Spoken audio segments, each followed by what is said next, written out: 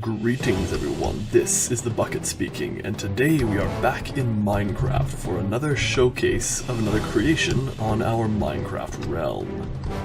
Now, last episode I got a few comments about just how small but quaint my little tower was.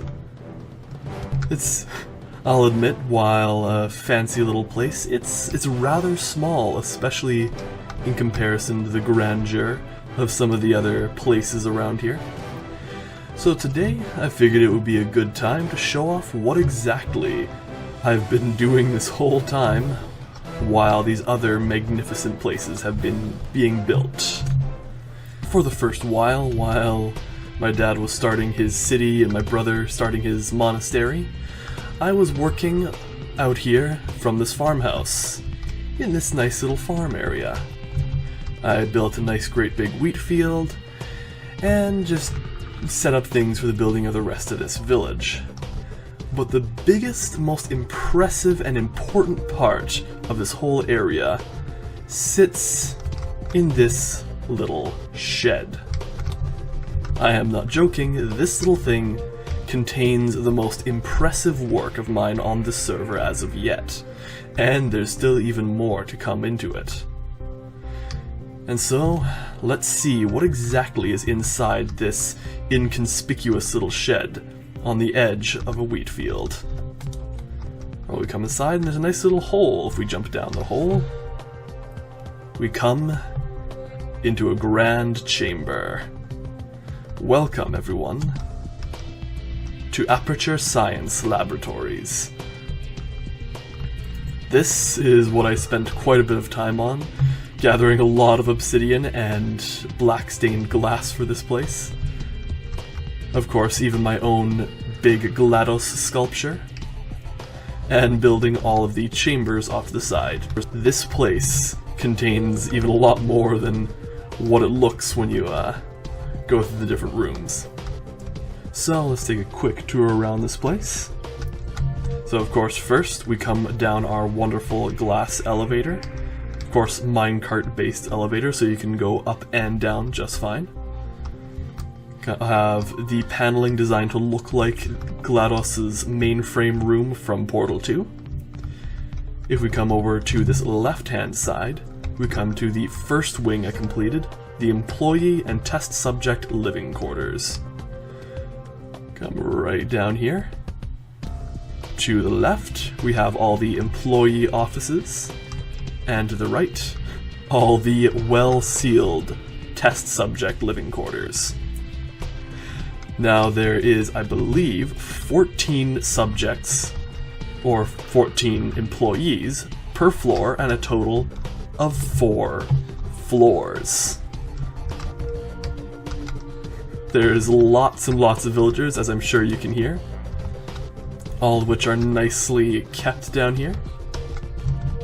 And this took a lot of time to chisel out and set up a bunch of identical quarters. Over here in the employee side, just again got a whole bunch of villagers. Again, all identical offices. Some offices don't have employees in them, some of them do. And again, 4 floors. Now there's a special thing way down on the 4th floor that we're going to go and race down and show you right now.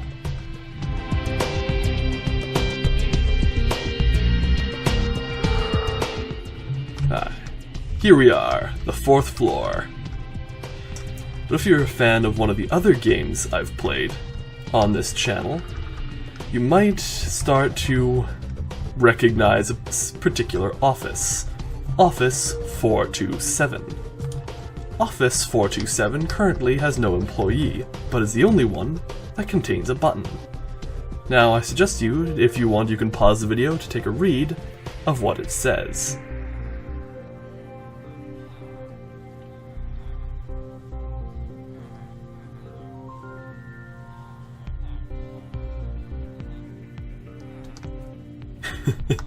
Yes, that is a Stanley Parable Easter egg right there. I will admit I intentionally built 4 floors of offices that at least had 7 offices per side, just so that way I could have an Office 427. Was it worth all that work? Absolutely.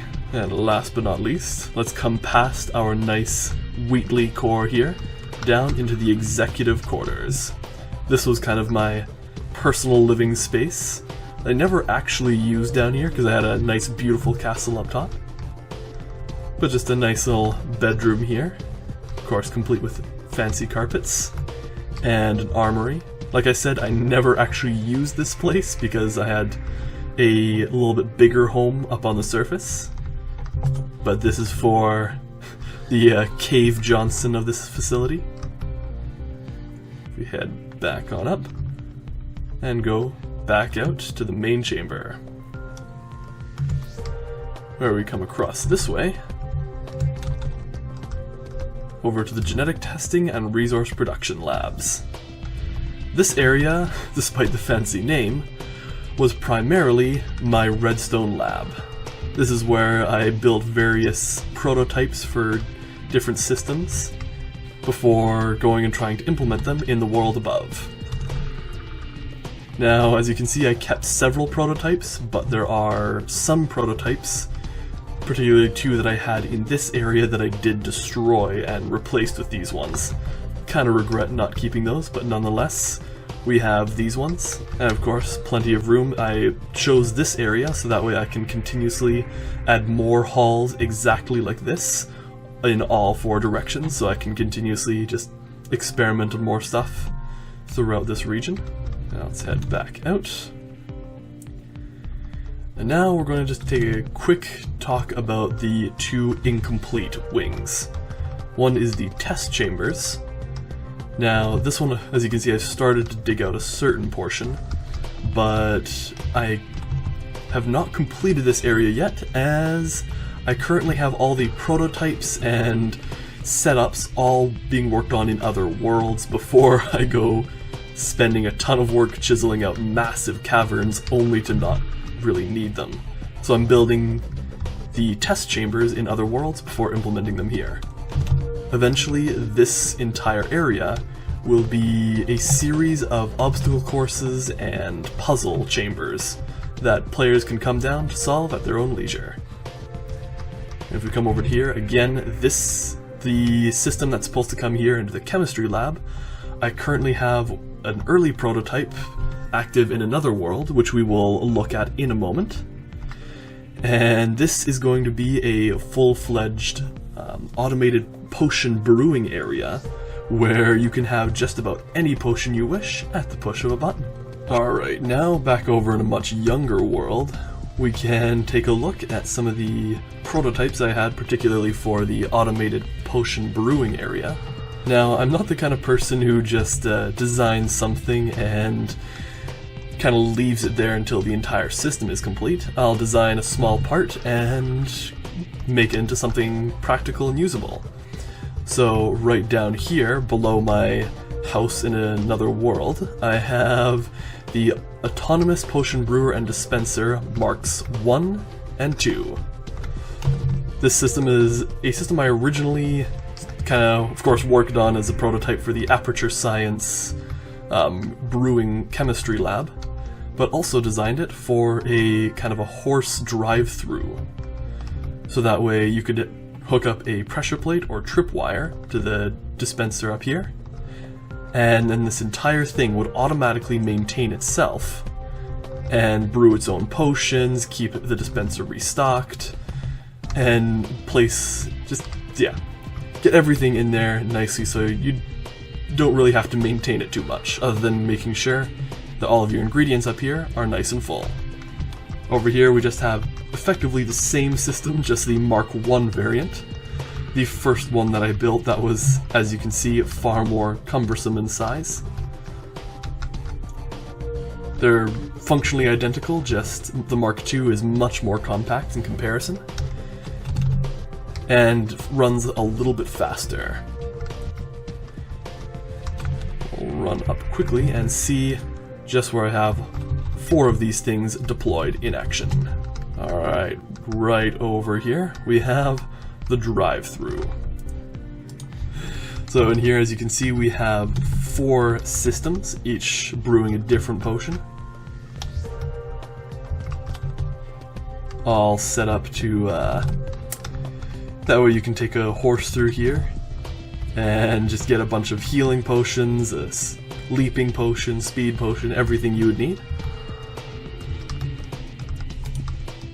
And just a nice little courtesy system in here.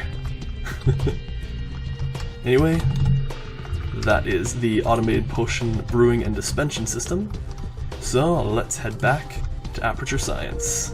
And one last thing to look over in this majestic place is this button right over here. But spanning across this entire server is a massive teleportation network. All using command blocks, I can teleport from my Aperture Science, which is now just above us. This is right beneath where GLaDOS sits. And I can teleport to any other major landmark in the entire server. Rather than trying to give specific teleporters, I set them all up to route straight to this hub, and then you go back out to wherever you want. Over time we will do showcases for every single location that you see an item frame in this room for. Of course, there is quite a few places, and some of which don't even have teleporters to yet, so I hope you're looking forward to that. But otherwise, I believe that brings us to the end of this video. I hope you enjoyed this little creation, and I hope you're ready and excited to see more. If you would like to see more, be sure to leave a like and a subscribe down below the video there. And let me know what you think of the creations, either in the comments or elsewhere too. I have a Twitter, Facebook, and Google+ if you want to send me any comments there. Anyway, thank you all for watching, and I will see you next time.